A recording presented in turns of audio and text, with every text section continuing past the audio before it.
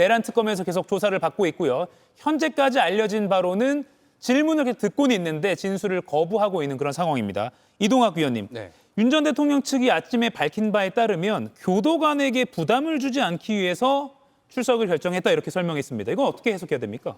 글쎄요. 뭐 한간에서는 전략을 수정하는 거 아니냐 이러한 시각도 있는 것 같은데 예. 저는 그런 걸로 보이지는 않습니다. 처음부터 대응을 하지 않는 것, 그러니까 무대응이 전략이었었던 것 같고요. 지금은 대응하지 않을 수 없는 상황까지 몰리게 된 겁니다. 지난번에도 굉장히 5천만 국민이 얼굴 붉히면서 정말 보고 싶지 않았던 그런 모습들을 귀를 통해서 들었거든요. 이제 그러한 모습을 자기 스스로도 다시 보여주기가 아마 쉽지 않았을 것이고 그때 많은 조롱을 받았잖아요. 벌거벗은 임금님이 현실화됐다 이런 얘기까지 들었고요. 또 국민 여론도 당연히 안 좋았기 때문에 이번에 만약에 또 그러한 모습을 보인다고 한다면 야 이게 전직 대통령까지 했고 검찰총장도 했고 검사를 뭐 27년을 했었다는 등 본인 스스로의 입으로 이야기를 하면서 법치주의를 완전히 형해화를 시키네? 법원에서 영장 받아가지고 나오는데 그것을 임하지를 않아? 라고 하면 예. 당연히 어느 국민들께서 저런 부분들에 대해서 이 공조를 좀 해주실까요? 그런 측면에서 오늘은 뭐 여러 가지 측면이 있었겠지만 어쨌든 안 좋은 꼴을 보지 않기 위해서 저렇게 그냥 나온 것이 아닌가 싶습니다. 예, 오늘 내란 특검이 윤 전 대통령에게 질문을 하는 여러 내용 중에 핵심은 작년 이맘때죠. 평양 무인기 투입 작전 의혹 관련입니다. 김용 의원님. 그런데 지금 진술을 거부하고 있기 때문에 그 전에 뭐 김용 의원 전 국방장관이나 뭐 드론 작전 사령관이나 일단 그 밑에 관련자들은 조사를 해놨단 말이죠. 오늘 답변을 못 들어도 특검 입장에서는 의혹을 규명하는 데 문제가 없을까요? 특검 입장에서는 윤석열 전 대통령의 답변을 듣더라도 예. 저는 혐의 입증하기가 쉽지 않아 보입니다. 저희가 시기를 조금 돌려볼 필요가 있는 게요. 예. 작년 2024년 6월부터 10월까지 무인기가 운영됐었고 더 나아가서 아파트 헬기가 북방한계선에서 위협 비행을 했다. 즉 북한에 의도적으로 노출됐다는 식으로 지금 그 혐의가 있는데요.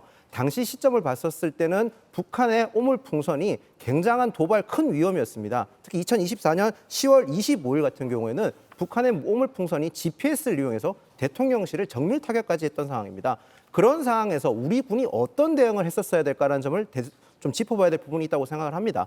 무인기라는 측면에서 어찌 보면 그게 도발처럼 보일 수 있고 위험 수도 있지만 우리 군이나 당시 국군 통수권자로서 대통령이 어떠한 행위를 했는지에 대해서는 이게 단순하게 내란을 위한 아니면 계엄을 위해서 포석을 까는 것이 아니라 적절한 대응 방안의 한 수단으로서도 생각할 수 있다고 생각을 합니다. 저는 이 부분에 있어서만큼은 특검인들도 그렇고 민주당도 마찬가지로 생각하는 부분이 저희가 드론이라든지 저희 아파트 헬기가 북방항에서 가까이 날았던 건 어찌 보면 굉장한 군사 기밀입니다. 지나치게 저희가 너무 지금 현재 결과가 나오기 전에 예단해서 제보를 한다, 뭐 어떤 언론에 공개를 한다든지 아니면 지나치게 언론 플레이하는 건 좀 지양해야 될 부분이 아닌가 그런 생각이 듭니다. 예, 신현영 의원님.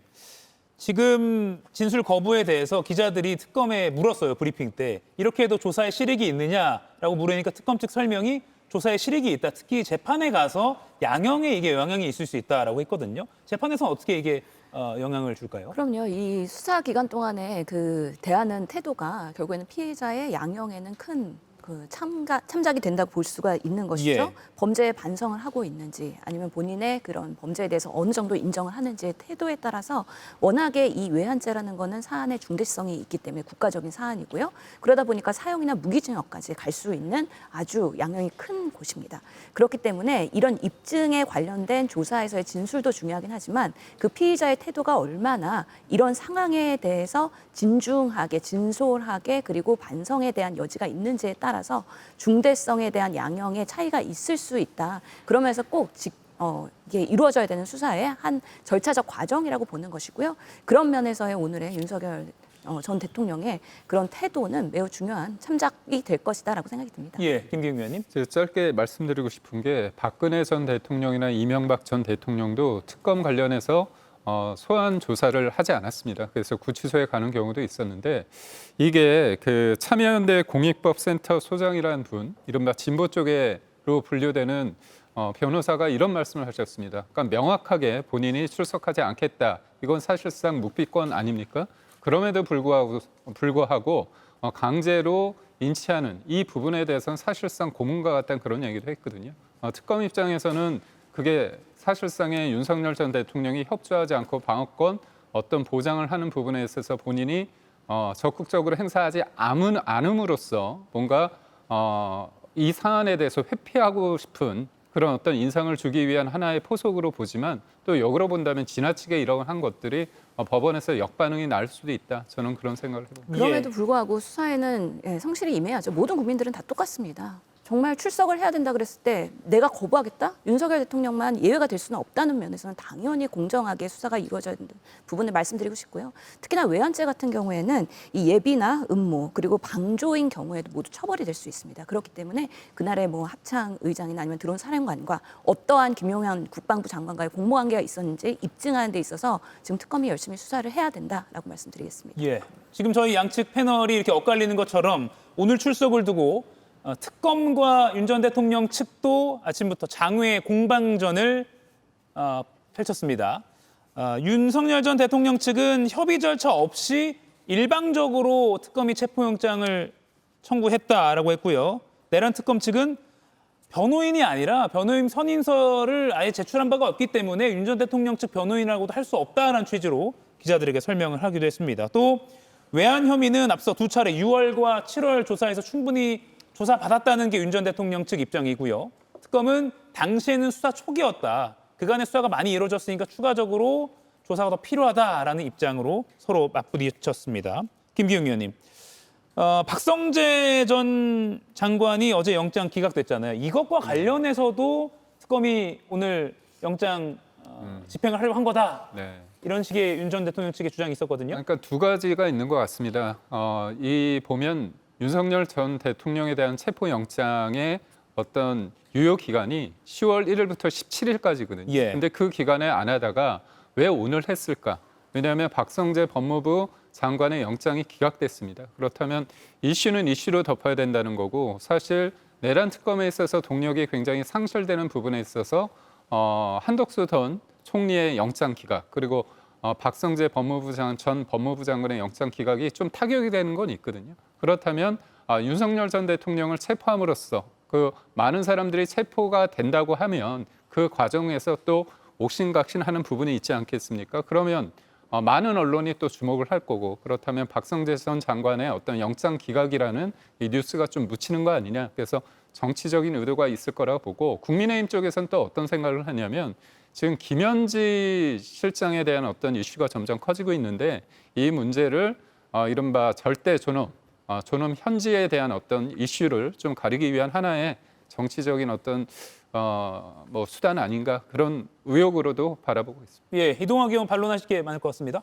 일단 박성재 전 법무부 장관이 영장 기각된 것에 국민들이 이것에 대해서 뭐 다른 이슈를 생기게 해가지고 금방 잊혀지게 할 거다 그런 전략이 있었던 거 아니냐라고 얘기를 하시는데 그런 건 생각 안 할 것 같고요. 국민들이 오히려 박성재 전 장관이 도대체 어떤 전관을 썼지? 이거 사법개혁을 더 해야 되겠네? 이렇게 생각하는 계기가 됐었을 것 같고요.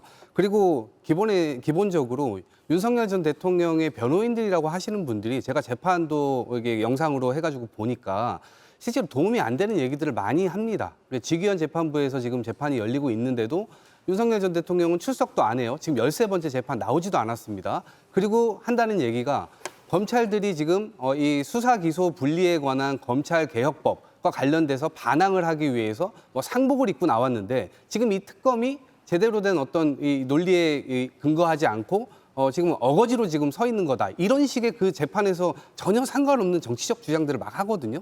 저는 재판에 하등 도움이 안 되는 일들을 변호사들이 지금 하고 있다. 그래서 그것이 결국 유탄은 윤석열 전 대통령에게 폭탄으로 돌아갈 것이다. 이렇게 생각합니다. 아니, 그리고 추가로 예. 1일부터 17일까지의 체포영장에 대한 기간인데 사실 연휴 3일부터 10일까지 긴 걸 빼고 나면요. 월수금, 사실 월금 재판받고 있잖아요. 그래서 수요일 배려해갖고 나온 날짜가 12일밖에 없는 겁니다. 예. 15일밖에 없는 겁니다. 그런 부분을 괜히 또 박성재 구속영장 청구 기각과 연결하는 건 말 안 된다고 생각하고요. 김현지 비서실장이 뭘 잘못했습니까? 그런 부분과 지금 특검 조사와 연결해서 하는 건 과도한 정치적인 공방이자 정쟁화하려고 하는 그런 국민의힘의 부풀려진 의도가 있는 거기 때문에 그거랑 예, 연결하는 건 10초만 전혀 맞지 말씀드리자면 않는다라고 말씀드리고 싶습니다. 예. 그 이준석 전 방통위원장은 또 명절 앞두고 수갑 채워가지고 체포하지 않았습니까? 그래서 그거를 뭐 배려했는지 고려했는지는 국민들이 판단하지 않을까 싶습니다. 예. 이진숙 위원장은 지금 재판받고 있는 건 아니잖아요. 재판 일정을 고려해서 수요일로 했다니까요. 예. 추석 연휴가 길었던 건 사실이고요. 그 추석 연휴를 끼고 체포영장 기한이 있었던 것도 사실인데 이걸 해석하는 것은 양측이 또 이렇게 갈리는 것 같습니다. 이가혁 라이브를 시청해 주셔서 고맙습니다. 이가혁 라이브는 평일 오후 5시 TV와 유튜브로 실시간으로도 함께 하실 수 있습니다.